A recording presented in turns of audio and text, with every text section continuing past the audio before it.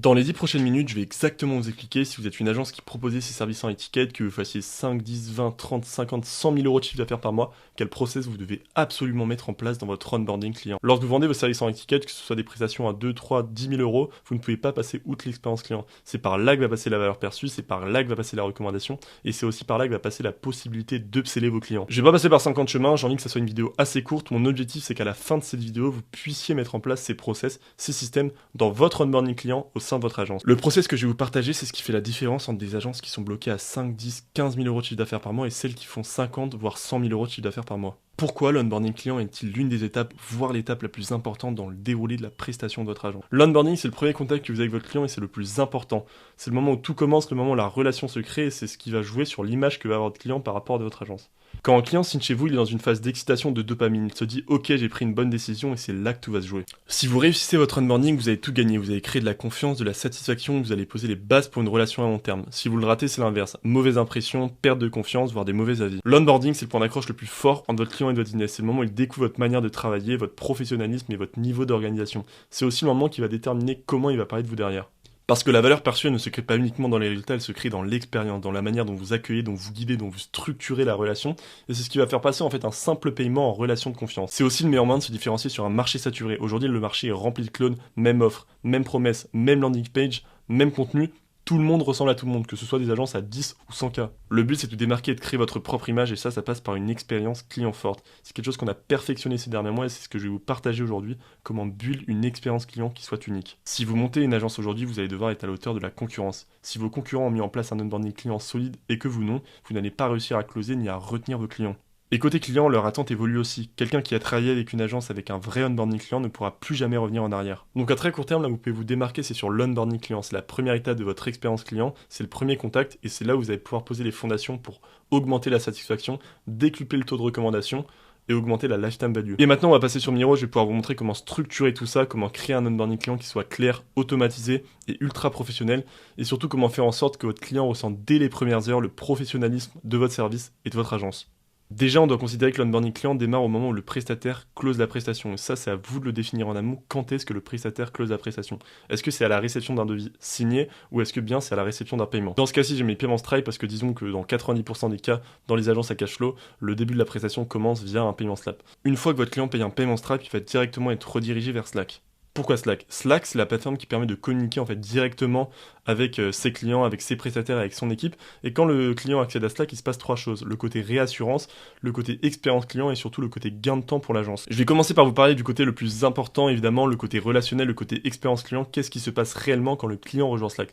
Dans un premier temps, vous allez devoir l'accueillir en fait devant tous les clients et ça c'est ultra important. Ça va créer un sentiment d'autorité, un sentiment d'appartenance. En fait, le client il va voir qu'il y a d'autres clients directement dans ce serveur. Il va se dire ok, je suis pas tout seul, en fait à rejoindre l'aventure, je suis pas tout seul à leur payer cette prestation là. Ils ont déjà en fait travaillé avec pas mal de personnes et ça va aussi créer un côté communauté, un côté écosystème. Donc ça c'est vraiment ultra important. En parallèle de ça, on va venir lui créer un Slack privé et ça c'est 100% automatique. D'ailleurs ce qui est en blanc c'est ce qui concerne en fait directement ce que voit le client et ce qui est en orange c'est ce qui est en back-end. On va venir notifier en fait le CSM de l'ajout du client, du nouveau client, pardon. Directement, il va être accueilli en fait devant tous les clients, donc ça peut être un message très simple et moi je recommande en fait d'utiliser un message personnalisé et généré directement par l'IA. Une fois que c'est fait, il va pouvoir du coup accéder directement à son canal privé. Pourquoi est-ce qu'on crée un canal privé? Pour gérer dans un premier temps la prestation uniquement avec lui, être facilement en contact, rapidement en fait pouvoir le contacter et aussi pour que le client puisse se sentir considéré. Il se dit ok, j'ai un canal Slack qui est dédié à moi, pour moi, c'est pas seulement une conversation sur WhatsApp. D'ailleurs, si vous utilisez encore WhatsApp en 2025, c'est plus possible. WhatsApp, c'est bien pour du B2C, mais pour du B2B, en fait, ça fait pas du tout professionnel. Donc, comme je disais, il va directement être accueilli en fait dans son canal privé. Il va recevoir en fait un message de bienvenue de vous, du CEO, de l'agence owner. Je recommande aussi d'envoyer en fait des messages de la team, donc des membres de votre équipe. Bien sûr, évidemment, c'est des messages qui sont 100% automatiques, mais je trouve que c'est toujours un plus côté expérience client. Voilà. Après, dans un troisième temps, vous allez faire un briefing et roadmap complète par vidéo. Donc moi je recommande en fait d'envoyer un Loom où vous allez décrire en fait directement les next steps, comment va se passer en fait la prestation. Ça sert vraiment à cadrer un peu la prestation pour qu'il n'y ait pas de brouillard en fait côté client, pour qu'ils comprennent vraiment quels sont les next steps.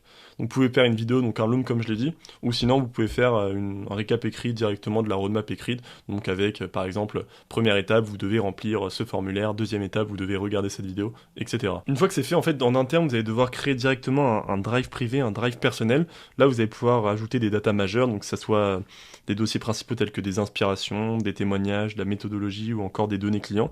Ça vous permet aussi d'avoir la source de vérité sur votre client, toutes les informations dont vous avez besoin en fait pour avoir une prestation qui soit vraiment optimale pour pouvoir délivrer aux petits oignons votre client. Donc ça va être par exemple avec le contrat, le devis signé, la facture, le recording TLDV ou si vous utilisez un autre logiciel pour enregistrer vos appels. Et aussi les réponses au formulaire. Ça, c'est vraiment ultra important. C'est extrêmement important que votre client soit encore dans la dopamine, et ça va vraiment en fait passer par son implication. C'est ce qui va venir vraiment augmenter la valeur perçue de votre client par rapport à votre prestation. Une fois que c'est créé, en 3 secondes, on envoie directement le lien d'accès au client et on lui explique en fait comment l'utiliser. Et après, on va lui envoyer directement un formulaire de lancement général. Donc pour récupérer en fait toutes les infos dont on a besoin. Ce que je recommande de faire, c'est de vraiment en fait l'envoyer 20-30 minutes après le commencement de l'onboarding. C'est de surtout pas attendre une semaine. En termes de value, c'est vraiment pas fou. Et ce que je recommande, c'est vraiment pas mal. Nous, c'est ce qu'on a mis en place en fait dans notre onboarding. Si on pose une question par rapport à l'activité, l'agence avec laquelle on travaille, on leur pose une question directement en fait sur leur activité, sur leur problématique. Et mon CSM, il va directement envoyer en fait un Loom où il répond à cette problématique, et ça s'appelle de la face value, et ça en termes de valeur c'est vraiment ouf, parce que le client va vraiment avoir de la dopamine, genre 30 minutes après avoir commencé l'onboarding, il a déjà de la valeur et il va déjà pouvoir avancer en fait sur des problématiques qu'il a rencontrées. Voilà, après ça, vous lui envoyez directement le lien du call de kick-off. Ce que vous pouvez faire quand la personne a booké un call de kick-off, c'est faire encore une fois une petite vidéo de remerciement. C'est cool en fait pour l'expérience client. Voilà. Et c'est là en fait où on va vraiment atteindre le paroxysme de la dopamine. En fait, avec toutes les étapes que vous avez mis avant dans votre onboarding client, la dopamine elle va vraiment être à son comble et le client il va vraiment se sentir, on va dire, comblé. Il va vraiment trouver que l'expérience client est extraordinaire, et c'est là en fait où vous allez pouvoir faire l'un des trucs qui est le plus fort pour un agency owner ou même pour quelqu'un qui a un business, c'est upseller. Si vous avez un upsell à 1000 euros, 2000 euros, ça peut être ultra puissant. Juste après avoir expérimenté en fait cet onboarding client qui soit vraiment premium, le client il va voir en fait directement un lien, donc un lien Stripe qui va proposer directement un upselling. Et je pense que le taux de conversion, on l'a vu avec nos clients, le taux de conversion sur ce genre d'upsell après un onboarding client qui soit vraiment premium comme ça, il est vraiment fou, il est considérable. En parallèle de ça, il y a 2 choses ultra importantes à faire, c'est la réassurance. Donc vous allez envoyer directement en fait un email de validation et de bienvenue. Donc ça, je recommande de le faire quand même si on a vu en fait tout ce qu'il y avait avant. Vous allez envoyer un mail qui soit plus corpo, donc directement en fait avec toutes les infos, le devis, le contrat directement. Et après il y a aussi le gain de temps, mais du coup ça c'est côté agence. Le gain de temps, ça va vous permettre en fait, grâce à des automatisations, moi je recommande d'utiliser Airtable. Après pour les automatisations, ça peut être du Make. C'est d'actualiser en fait directement avec toutes les infos que vous avez du client, toutes vos databases, que ce soit la fiche client, la fiche projet, les données, etc. pour pouvoir du coup attribuer directement les opérations au bon membre de votre équipe et que toute la prestation se lance automatiquement sans que vous ayez rien à faire. Maintenant, vous avez tout ce qu'il vous faut pour créer un onboarding client qui soit à la hauteur de votre agence et poser les bases pour une expérience client qui soit première. Et l'onboarding, ce n'est que la première étape d'une bonne structuration d'agence. Si vous souhaitez avoir plus de tips sur la structuration et les systèmes d'agence, vous pouvez directement vous abonner à ma chaîne YouTube. Si vous souhaitez aller plus loin, vous pouvez remplir le formulaire qui sera dans ma bio. Vous serez ensuite recontacté directement sur WhatsApp par un consultant de ma team spécialisé en restructuration et en système d'agence. Il pourra discuter directement avec vous de vos problématiques que vous rencontrez par rapport à votre agence. Merci d'avoir regardé cette vidéo, ciao.